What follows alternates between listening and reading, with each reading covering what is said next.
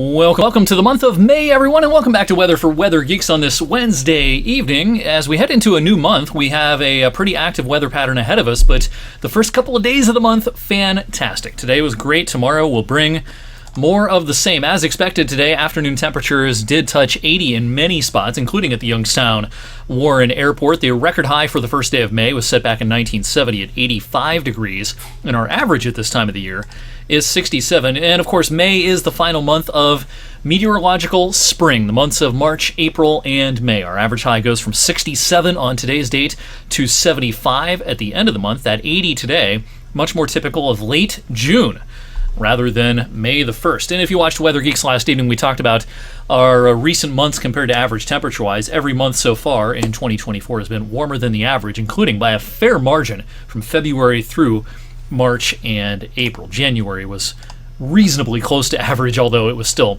on the plus side. All right, we're also into that time of the year that it really gets noticeable as you head out and about early in the morning or late in the evening. The days are getting long. 14 hours of daylight on the nose today on May the 1st, and we still have over an hour to gain by the start of astronomical summer on about June 21st, when we top out at 15 hours and 8 minutes of daylight. But yeah, 14 hours, we gained an hour and 19 minutes of daylight during the month of April. Love this time of the year with the long days, and when you have a day like today where you have the bright blue skies and you have the kind of emerald landscape with all the bright greens showing up, just a beautiful, beautiful scene out there today. And again, we're going to do it again tomorrow. What else is new? Severe weather, a concern out across parts of the high plains. Now, yesterday's threat was a little farther to the east. Today, it's more backed up towards the dry line from Kansas down into the panhandles of Oklahoma and Texas. Tornado watches and severe thunderstorm watches out there. The severe weather risk tomorrow will be in many of the same places, although overall it's a lower risk than some of our recent days from the southern plains up into the upper Midwest. And the day 3 outlook, which is Friday, really not much severe weather expected as the country takes a little bit of a breather by Friday, with a couple of gusty, heavy thunderstorms possible in parts of the plain states, and we might even have a thunderstorm around here on Friday, but severe weather does not look all that likely. So lots of good things to say about our weather unless you're an allergy sufferer.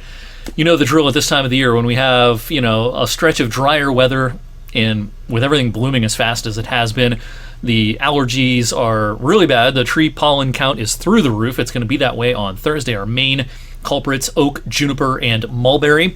Grass pollen, lower, but rising, of course, at this time of the year. We have more weed pollen as we get into true summer in June, July, and August. So, again, a rerun on Thursday, and aside from the pollen, that's a good thing, as we are expecting a beautiful day. Now, let's talk about the timing of our next system. We're getting into that time of the year. I get a lot of questions about the weekend forecast, even early in the week. We're already thinking about the weekend, and rain chances will increase Friday, particularly as we get into the afternoon and evening as this front comes east. Now, this front is going to hit the brakes and become a stationary front. This is what a stationary front looks like on weather maps. And as long as it's nearby, elevated chances of wet weather will continue Friday night into parts of Saturday as well. And there's even a chance of some bouts of heavier rain at times Friday night into Saturday. With this front kind of stalled, we could have waves of rain.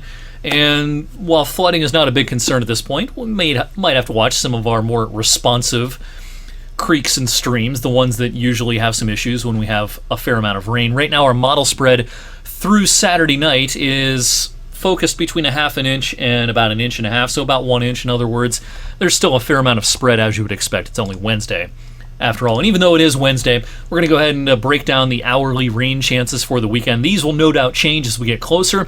But to give you an idea of the flavor of the weekend, if you have outdoor plans, Saturday, unsettled. Is it going to rain all day? I don't think so.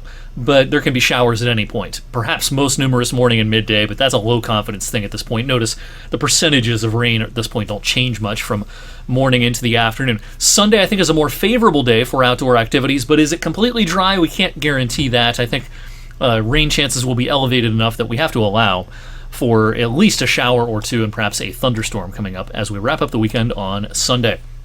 My tune here hasn't really changed in the medium and longer range. I think we're in full summer mode, basically, for much of the next 8 or 9 days. But then a pattern change towards mid-month. Now, Saturday, the 70 might even be a little optimistic if we have more rain.